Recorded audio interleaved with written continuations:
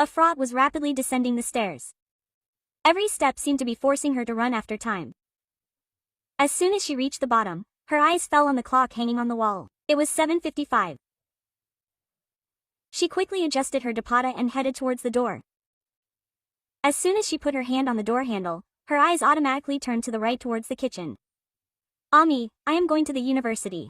Harris has gone to pick me up, she said in a loud voice as if there was less time and it was important to finish the sentence. But before she could open the door, Sakina Begum came out of the kitchen. There were slight wrinkles on her forehead and there was seriousness on her face instead of softness.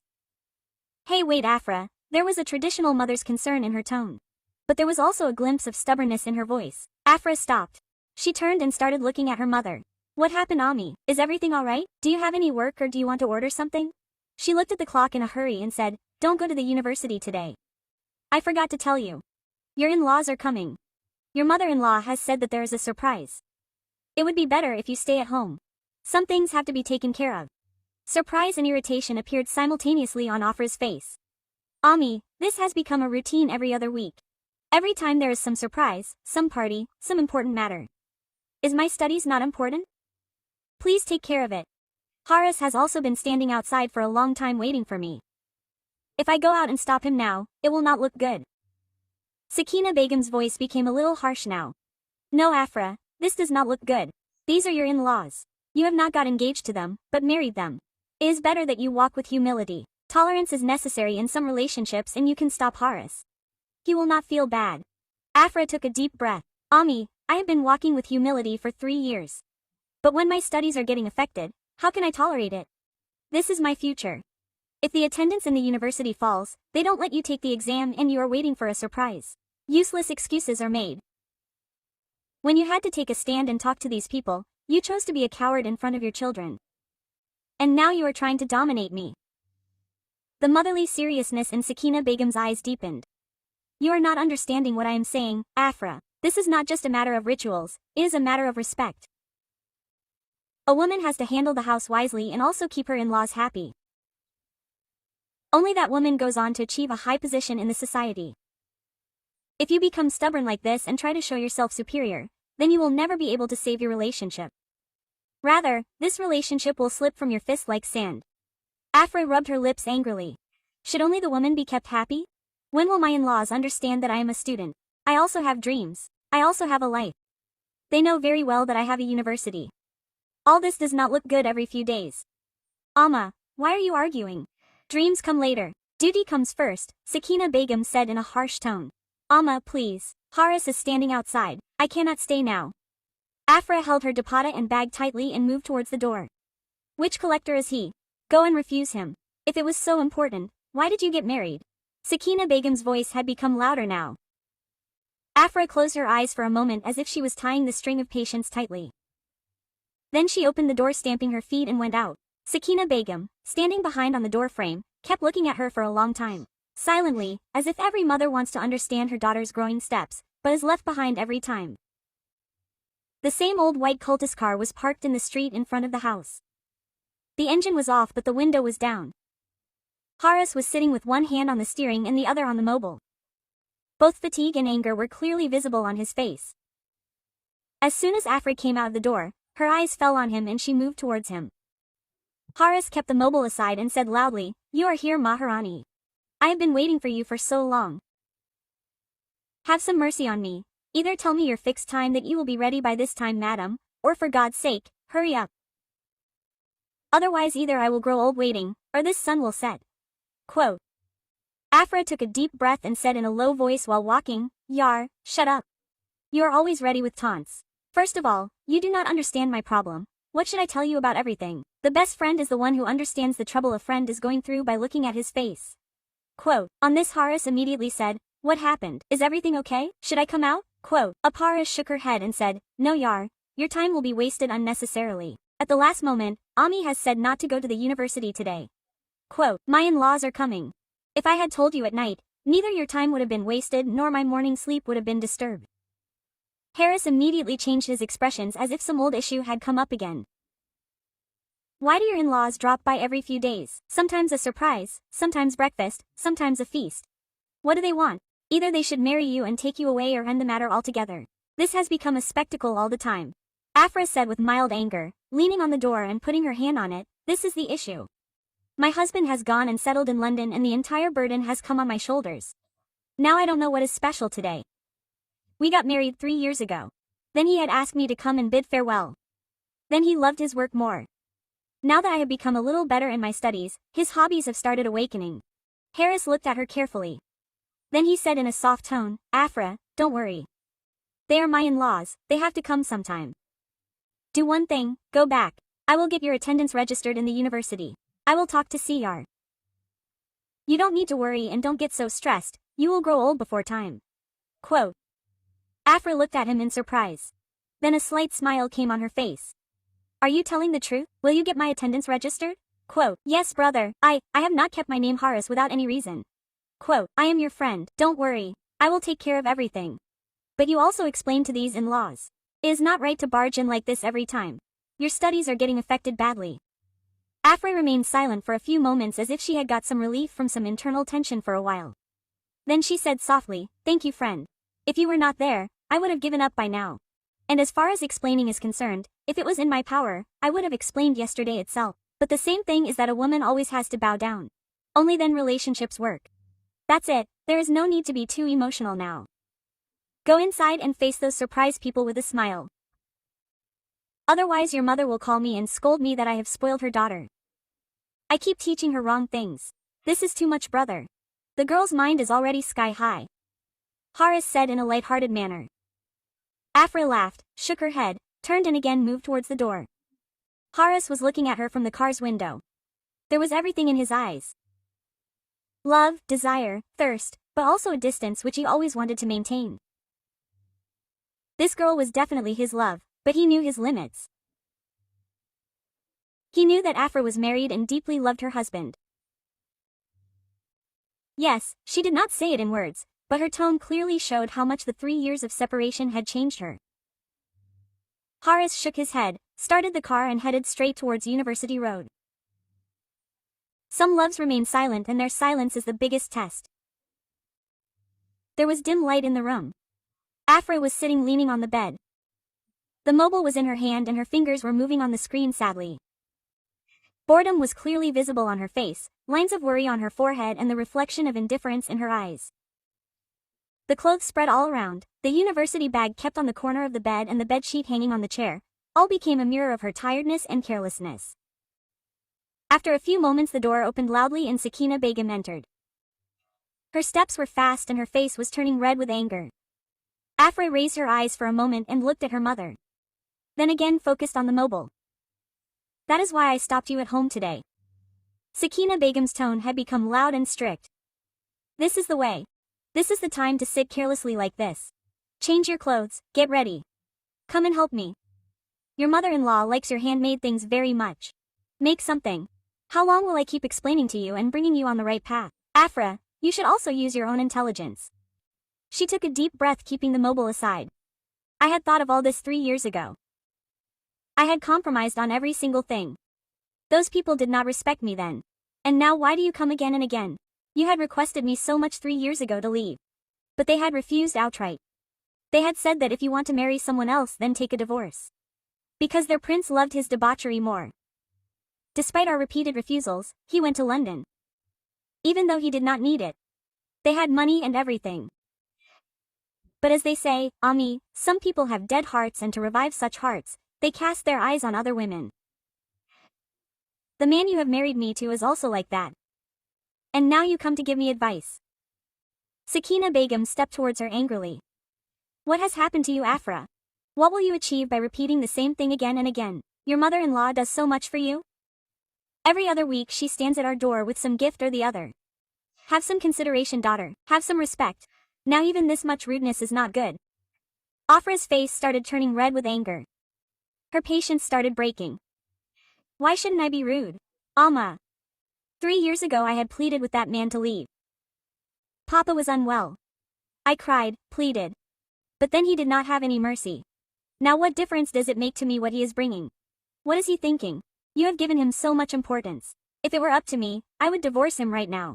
All these people are useless who are always ready to destroy the life of someone's sister or daughter in the name of traditions. Sakina Begum sternly glared at her for a moment. The tone of warning in her voice increased. Shut up. Ara, your father's treatment was also done by the same husband. No one else had borne that expense. If your father is alive today, don't forget this because of him. And don't even think about the divorce you are talking about. Your father's life was saved at that time. If he comes to know about your intentions, he might not be able to survive this time. Abra turned her face away in anger as if she had buried the words of her heart again. You know Amma, you only care about his respect. You never saw my pain. If I want to read, all I see is the money he showed you. Sakina Begum stepped towards the door without answering. While leaving, she said in a strict tone, get ready in 15 minutes and come to the kitchen. Otherwise, I will come and make you stand. Enough of your stubbornness. It is not good to be stubborn on every matter. Afra, learn to change yourself. If you remain so stubborn, you will never be able to settle your home. The door closed and Afra looked at the wall in front with blank eyes. Heart was heavy, mind was tired, and there was helplessness in the eyes as if she had already been tied in the chains of her in-laws. And now every day was just a matter of compromise. Time was passing slowly. It was evening. Light orange light was spread across the sky and a light breeze was blowing in the streets. Inside the house, the kitchen was feeling even hotter. Afra was standing in front of the stove and was stirring the pan with a spoon, wiping sweat repeatedly with her dupatta. Fatigue was clearly visible on her face, sweat on her forehead and irritation in her heart. Then suddenly the doorbell rang. The sound was such as if it was deliberately suppressed to increase the annoyance. Afra angrily threw the spoon on the plate and wiping her forehead with her palm, she walked towards the door with fast steps. Reaching the door, she quickly put her dupatta on her head and said in a slightly loud voice, Who is it? A familiar and soft voice came from outside. Open the door, son. We have come. Afra's breath became deep. She composed herself for a moment. She hardened her expression and opened the door. But the very next moment, all the preparations, all the anger and all the complaints froze for a moment. In front of her stood a tall man wearing a white kurta pajama, with a light smile and straight eyes. Fariss Khanzada, her husband, greeted her softly. Assalamu alaikum Afra, how are you? Her eyelids froze for a moment. She felt as if her breath had stopped. She composed herself but involuntarily took 2 steps back. Both surprise and anger were visible on her face. Before she could say anything, Fariss entered the door without any hesitation and started surveying the whole house very nonchalantly. Seeing Fariss's mother Naila Begum entering the house, Afra immediately moved forward and said in a low voice, Assalamu alaikum auntie. How are you? Come inside. Along with that, she also briefly greeted her sister-in-law Zari. Assalamu alaikum Zari. Fariss looked at her once again as if all this was normal. And he said in a soft tone, You have become very weak. Eat and drink something. Where is your mother? The tone, the eyes. Every mannerism was as if the Khanzada does not feel anything. But as soon as his eyes met Apara's eyes, for a moment, his whole being shivered. He immediately changed the topic and said, By the way, how is your university going? Apara felt the light sarcasm hidden in his tone for a moment. There was a suppressed interference in his voice. She turned her neck and looked at Fariss and said indifferently, It is going well. Before she could say anything more, Fariss suddenly held her wrist. Afra was startled and started looking at him. Now he was very close. He said in a soft but strict tone, Remember one thing Afra, you are only mine, you are my wife. That is why it would be better if you correct your attitude. Because if I start correcting you, then everything will become very difficult for you. My mother was also telling me that you have misbehaved with her once or twice in the way you are meeting me today. Don't let this girl become a punishment for you. Apara looked at him with stern eyes. For a moment, it seemed as if her breath stopped. Then she jerked her hand away and said with anger and blunt words, not fear hidden in her eyes. It would be better if you stay within your limits because I am not that 3-year-old Apara who used to get scared of your scolding or glaring at you. Now I am that Apara who neither gets scared nor bows down but gives a befitting reply. I have endured all the humiliation and insult that I had to bear. No more. Saying this, she picked up the tea tray, adjusted her dupatta on her shoulder and without wasting a moment, went out of the kitchen. Fariss remained standing there. The steam of tea kept dissolving in the air.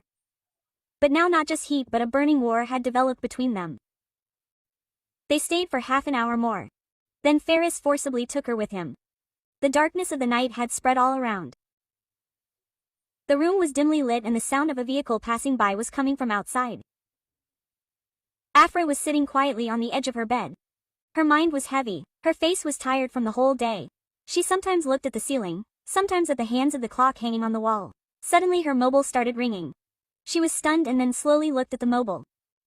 The name flashing on the screen was Fariss calling. A light, soft smile appeared on her face. This was the only person who had supported her in her bad times. She received the call. Hello.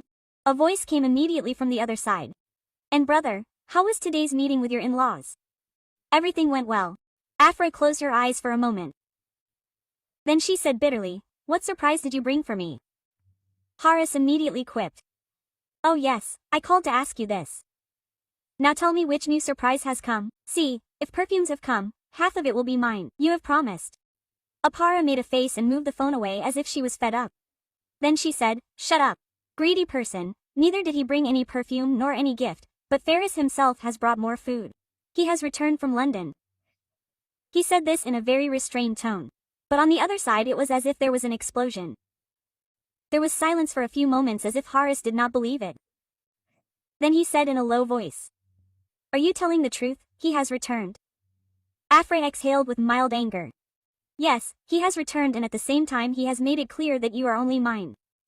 I also clearly told him that I am no longer the old Awara who gets scared by looking at his eyes. Today's Afra can face him and will also do so. Fariss immediately said seriously, just keep your hand light. He has more food and if Khan gets angry once, then he does not think of anything. Afra made a face with a slight smile. So I am also Khan's wife. Now how to straighten him? I know this very well. Fariss laughed loudly. Afra, you have really changed. By the way, I have a cure for your anger. Should I tell you what happened in the university today? Afra's voice became softer now. Yes, tell me. Anything special? Fariss started saying coquettishly. Something special? After you left, everyone thought that the class was cancelled today. Seekh got so upset that he sat next to the principal and your friend Namra thought that the canteen would not open without you. Afra laughed uncontrollably. Crazy people, if I don't go to class for a day, everyone's system gets spoiled. So think about it, Fariss said in a mischievous tone. What will happen when you leave the university and go to Kanzada house forever? But there was a slight sadness hidden in his tone. Afra smiled and replied, talk about the present. We will see when that time comes. Now there was some lightness in the atmosphere. The silence of the room was no longer as heavy as before. The old light full of life started returning to Afra's face. Even if only for a short while. But little did she know that very soon this friendship would bring her to such a brink, from where everything was going to change. The morning light was entering the room through the window. The light fragrance of tea was spread in the kitchen. The tone, the eyes, every style was such that a Kanzada does not feel anything. But as soon as his eyes met Apara's eyes, for a moment, a shiver ran through his entire being. He immediately changed the topic and said, by the way, how is your university going? Apara for a moment felt the light sarcasm hidden in his tone. There was a suppressed interference in his voice. She turned her neck and looked at Fariss and said rudely. It is going well. Before she could say anything more, Fariss suddenly held her wrist. Afra was startled and started looking at him. Now he was very close. He said softly but in a strict tone, remember one thing Afra, you are only mine, you are my wife. That is why it would be better if you correct your attitude. Because if I start correcting you, everything will become very difficult for you. My mother was also telling me that you have misbehaved with her once or twice in the way you are meeting me today. Girl, this should not become a punishment for you. Apara looked at her with stern eyes. For a moment, it seemed as if her breath stopped. Then she jerked her hand away and said with anger and blunt words, not fear hidden in her eyes. It will be better if you stay within your limits because I am not that 3-year-old Apahar who used to get scared of your scolding or glare. Now I am that Apahar who neither gets scared nor bows down but gives a befitting reply. I have endured all the humiliation and insult that I had to bear. Not anymore. Saying this, she picked up the tea tray, adjusted her dupatta on her shoulder and without wasting a moment, went out of the kitchen. Fariss remained standing there. The steam of tea kept wafting in the air. But now there was not just heat between them but a smoldering war had developed. They stayed for half an hour more. Then Fariss forcefully took her with him. The darkness of the night had spread all around. The room was dimly lit and the sound of a vehicle passing by was coming from outside. Afra was sitting quietly on the edge of her bed. Her face was heavy with thoughts and there was fatigue of the whole day. She sometimes looked at the ceiling and sometimes at the hands of the clock hanging on the wall. Suddenly her mobile started ringing. She was startled. Then she slowly looked at the mobile. The name flashing on the screen was Fariss calling. A light, soft smile appeared on her face. This was the only person who had supported her in her bad times. She received the call. Hello. A voice came immediately from the other side. And brother, how was today's meeting with the in-laws? Everything went well. Afra closed her eyes for a moment. Then she spoke bitterly. Do you know what surprise he brought for me? Fariss immediately quipped. Oh yes, this is what he called to ask. Now tell me what new surprise has come. Look, if perfumes have come, half of them will be mine. You have promised. Apara made a face and moved the phone away as if she was fed up. Then she said, shut up. Greedy person, neither any perfume nor any gift has come, but Fariss Khanzada himself has come. He has returned from London. She said this in a very restrained tone. But on the other side it was as if there was an explosion. There was silence for a few moments as if Fariss did not believe it. Then he said in a low voice. Are you telling the truth? He has returned. Afra breathed out with mild anger. Yes, he has returned and at the same time he has made it clear that you are only mine. I also told him clearly that I am no longer the old Awara who gets scared by looking at his eyes. Today's Afra can face him and will also do so. Fariss immediately said seriously, just keep your hand light. He is more of a food and if Khan gets angry once, then he does not think of anything else. Afra made a face with a slight smile. So I am also the wife of Khan. Now how to straighten him up? I know this very well. Fariss laughed loudly. Afra, you have really changed. By the way, I also have a cure for this anger of yours. Should I tell you what happened in the university today? Afra's voice became a little softer now. Yes, tell me. Anything special? Fariss started saying coquettishly. Something special? After you left, everyone thought that the class was cancelled today. Seekh got so upset that he sat next to the principal and your friend Namra thought that the canteen would not open without you. Afra laughed uncontrollably. Crazy people, if I don't go to class for a day, everyone's system gets spoiled. So think, Fariss said in a mischievous tone. What will happen when you leave the university and go to Khanzada house forever? But there was a slight sadness hidden in his tone. Afra smiled and replied, talk about the present. We will see when that time comes. Now there was some lightness in the atmosphere. The silence of the room was no longer as heavy as before. The old light of life had started returning to Afra's face. Even if it was for a short while. But she did not know that very soon this friendship would bring her to such a brink. From where everything was going to change completely. Morning light was entering the room through the window. The light aroma of tea was spreading in the kitchen. Afra was fully ready to go to the university. She was wearing a light blue suit. She had put the dupatta neatly on her head and was quietly having breakfast. She was making small bites of roti. She was sipping tea. But there was depth in her eyes and her face was full of sadness. At the same time, Suleiman Sahab, who was sitting silently with the newspaper in his hand for a long time, suddenly kept the newspaper on the table and said, Son, I want to talk to you. Afra looked at him softly and said, stopping the spoon in his hand, Yes Baba, please tell me. He remained silent for a few moments as if hesitating to choose words. Then he said softly, Your mother was telling me that your attitude with Fariss was not right yesterday. Son, I know that whatever happened between you 2-3 years ago, everything was shattered and maybe I was responsible for that. Afra immediately put the spoon on the plate and cut him off. Baba, you were never responsible. Only that person was responsible. I had folded my hands in front of him. Please send Baba away. My Baba is unwell. It is his wish. But that person had clearly refused in front of me. His voice had become hoarse. But he did not stop himself. So why should I behave well with him now? After 3 years, he will come and stand in front of me and say that we will fix everything and I should agree immediately. Baba, a broken glass can never be mended. Words can be forgiven but hearts cannot be mended. Suleiman Sahab said softly. Son, listen to us calmly. Why are you getting so angry? Afra took a deep breath for a moment. I am not angry, Baba. I am just tired. I have suffered a lot in these 3 years. I did not say anything in front of you, but every day was like a battle. Now if I am becoming a little strict, it is only because I do not want to let myself break down again. I just want to live with my self-respect. Everything else is secondary.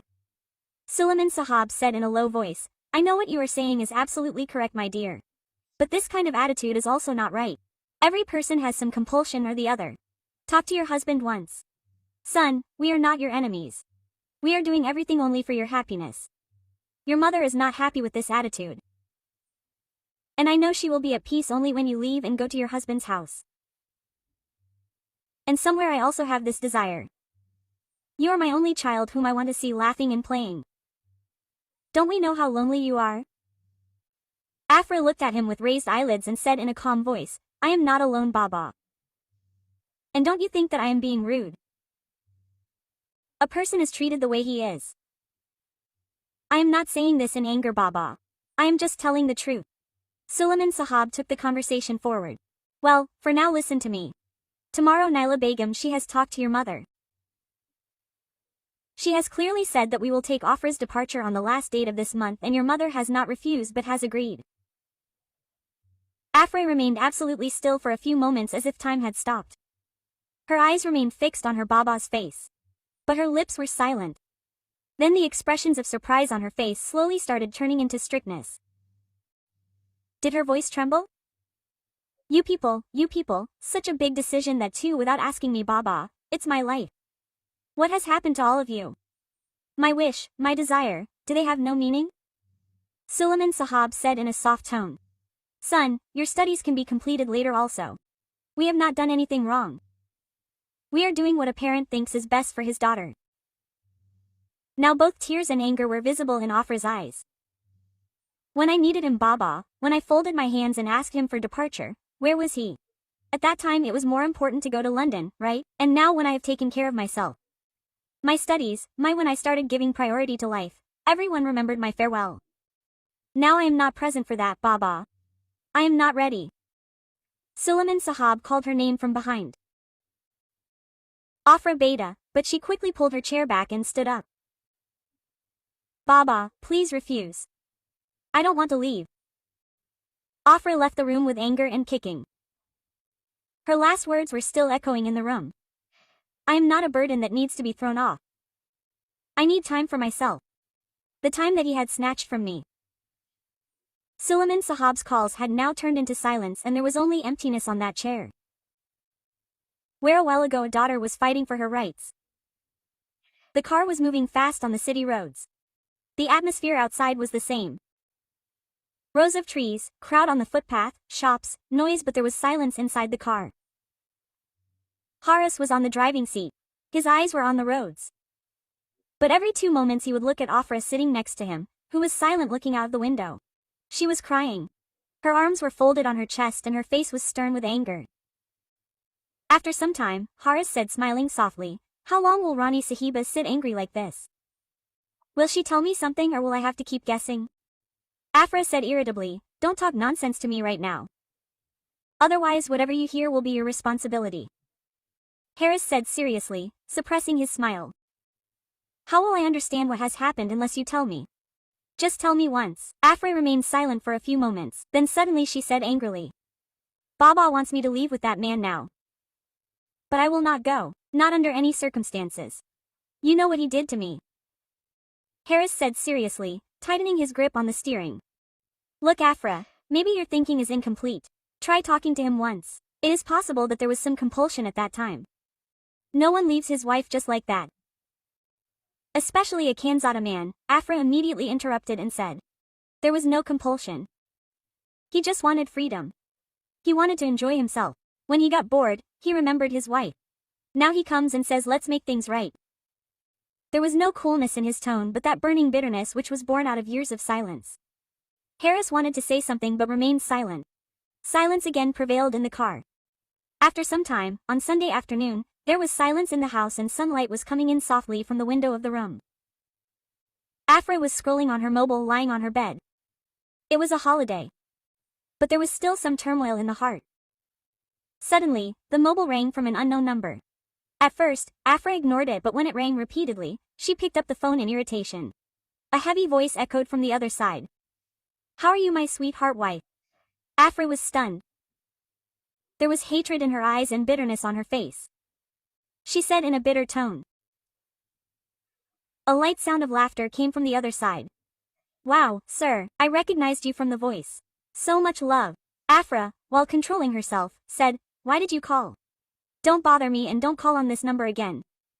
Forrest's tone suddenly became harsh. "If I disconnect the call, no one will be worse off than me." Afra was shocked. "What did you say?"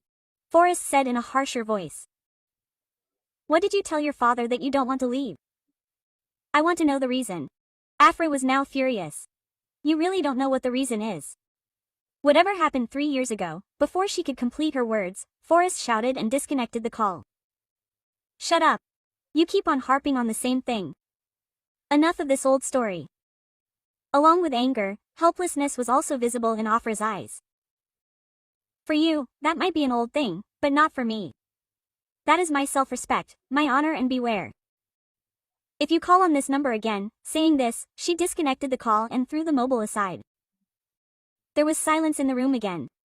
But now there was a storm in her heart. The storm that never flows from the eyes just keeps breaking the heart from inside.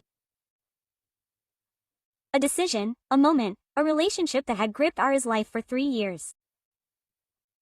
The silence of the evening had spread all around. The orange light coming from the window had immersed the room in cold silence. When Afra came out after bathing wrapped in a towel, her steps stopped at the door. As soon as her eyes fell on Forrest Kanzada lying on the bed, her eyes widened in surprise and her heart stopped beating. Panicking, she held the towel and asked in a stern tone. "What are you doing here? With whose permission did you come into my room?" Forrest looked at her with cold eyes and said, "I don't need permission to come into my wife's room." Afra angrily moved towards the cupboard but stopped. "Please go out. I have to change my clothes." Forrest smiled. "My intention is something else. Anyway, I am your husband. You change your clothes. I will close my eyes." Anger flashed in Afra's eyes. "You are my husband only in name. Nothing more than this. If you have even a little shame, then go out." Forrest's smile faded. But his tone was still soft. "You are throwing me out of my own room." With so much courage, Avara took a step towards the door. "Okay, you don't go. I will go to my mother's room." Forrest immediately moved forward and held her arm. "You have started talking too much," Afra said, glaring at her. 3 years ago when you were enjoying in London, I did not have a tongue. Now you have come to claim your rights." She freed her arm and moved towards the door. Just then Forrest tried to grab her towel from behind. But Afra immediately controlled herself. She said angrily, "What is your issue? Why are you troubling me?" Forrest took a few steps forward. "Did you see yourself that I was enjoying in London, or did you just believe it after hearing?" Afra looked at him with sharp eyes. "I know what is done after going to London. Nawabzades like you remember their wives only when everything is out of hand." Forrest's face hardened. "Watch your tongue. Afra, did you ever ask me and try to know? Even once?" Afra took a deep breath. "Why would you ask? When you had no intention of accepting me." Forrest's patience was about to break. "Shut up, Afra. Even while living in London, I knew everything about you. Your university, your friends, everything." Afra chowkey. "What do you mean?" Forrest said in a cold voice. "Your best friend Haris. He was my man. I had kept him to keep an eye on you. I used to pay him salary every month for your safety." Tears started welling up in Apara's eyes. But she did not let them fall. There was a huge explosion inside the heart. "Haris cannot do this. He is my friend," Forrest said in a cold tone. "Was he a friend or a pawn to deceive you? Now you think for yourself." A deep silence descended inside Apara. "Do you think I was enjoying myself in London? Do you want to hear the truth? Then listen. I had gone there to take care of my elder sister." Apara was shocked. Farah's eyes were in hers. "My Baba had only one daughter from his first marriage. My sister had brain tumor. Her treatment was going on in London and she only knew me. Apara lowered her eyes. My family members did not know all this because if mother came to know, she would have broken down, so I remained silent. Fariss' voice was full of depth. I got your baba treated. Paid your fees, protected you. I was far away but was not unaware. Something was breaking inside Afra. My sister is dead now. That is why I have returned. Fariss said, taking a deep breath. You should have thought before speaking. Afra, sometimes silence is not betrayal but sacrifice. Saying this, he went away. Afra stood stunned. The words sister is dead were echoing again and again. I did not ask even once. This thought had broken her. She was sitting curled up on the bed in the silence of the night. The mobile was vibrating repeatedly. The name Haris was flashing. He ignored it, then picked it up in irritation.